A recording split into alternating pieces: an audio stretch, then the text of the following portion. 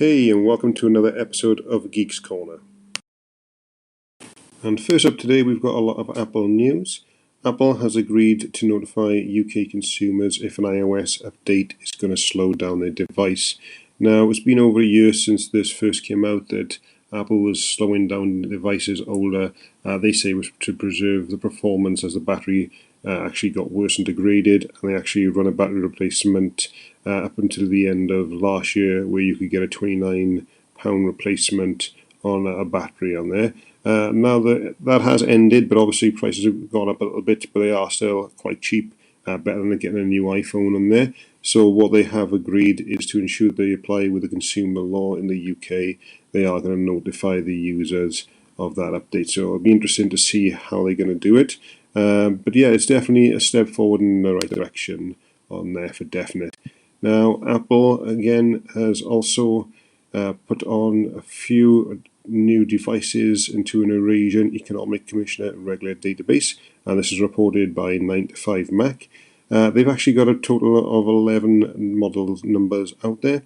We saw a similar last year when they were getting ready to release new iPhone numbers. So the 2019 iPhones have just appeared in the database with the models numbers A2111, A2160, A2161, A2215, A2216, A2217, A2218, and then there's also goes on to 1920, 21, and 23. So there are a couple of numbers obviously missed out in there. So it's interesting to see that that's on there. In January, the iPad Air and the iPad Mini 5 were also registered a few months ahead of the official launch. So it's interesting to see that Apple are obviously getting those up there. So they are going to obviously get the certification that they need. So it just goes to show that the rumours of new camera could also be true as well, along on these new iPhones. Now, personally, I'm not a big fan of the look of the new camera module on the back. Let me know what you guys think. And we're just sticking with Apple in the news at the moment. An engineer student who actually made 3,000 fraudulent iPhone warranty claims has entered a guilty plea in a US federal court. Now, we reported on this a while back that the former engineering student basically took non-functioning counterfeit iPhones and sent them back to Apple and received genuine ones in returns. And there was over 1,493 cases of this as well, and that's actually cost Apple close to $1 million. And obviously this does have a knock-on effect then for everybody concerned, because Apple need to make obviously their money back somewhere, and obviously eventually it's going to reflect in the prices that they do charge. So we're not really sure exactly what they did, but they made sure that the phones weren't able to function, so when they were checked, and obviously they were replaced then, probably there and then in the store. So obviously would have made quite a bit of money from there. So they were caught red-handed, but they have definitely pleaded guilty on that one. And in the news again, it's Facebook, but this time under the flag of Instagram. A security researcher has discovered a flaw in Instagram's website that has left user contact information exposed for months, and that's potentially a lot of nefarious actors created a database containing the phone numbers and email addresses of thousands of Instagram users on there. So it's definitely not good. Now, this is not the first time that Facebook has actually come up with this, and they seem to be in the news quite a lot for basic errors exposing user details. And so this is just another step again. It's sad really to see that they are still quite growing in popularity despite all the security breaches that they are making there.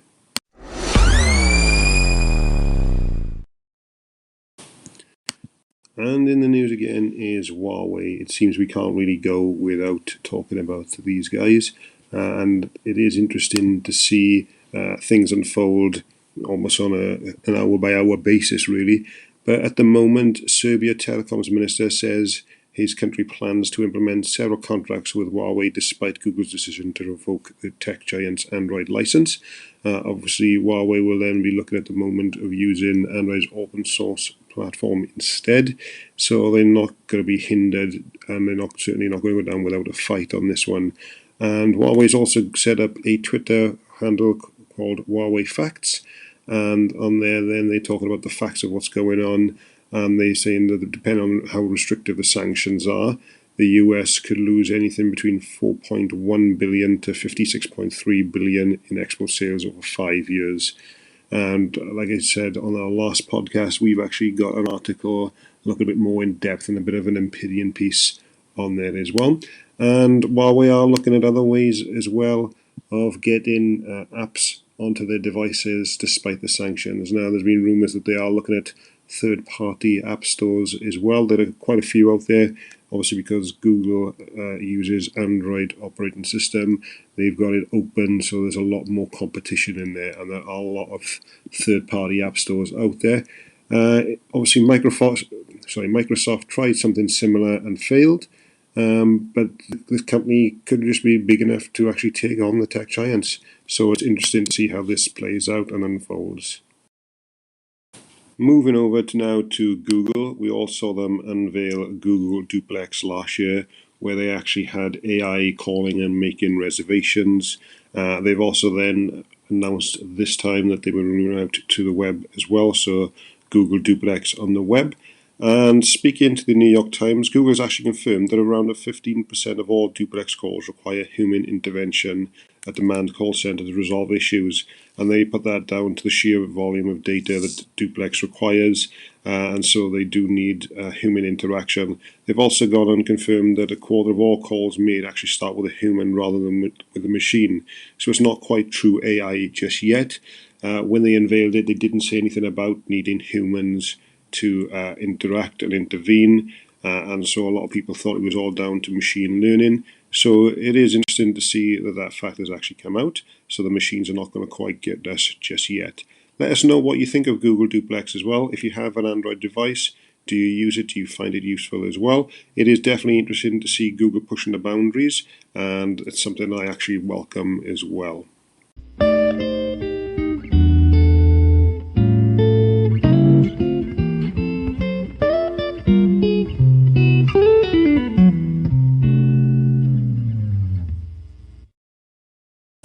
And now for something a little bit different, we've actually put out a YouTube video today on about a new application first on hands-on by the developer Casey Liss. Make sure you check that out. It is linked on our website as well, geekscorner.co.uk. I'm not going to go into too much about the application. I'll let you guys have a look at the video and let me know what you think as well. Also, let me know what you think of this podcast as well. We've actually got ourselves a new microphone rather than using the one that was built in for Anchor.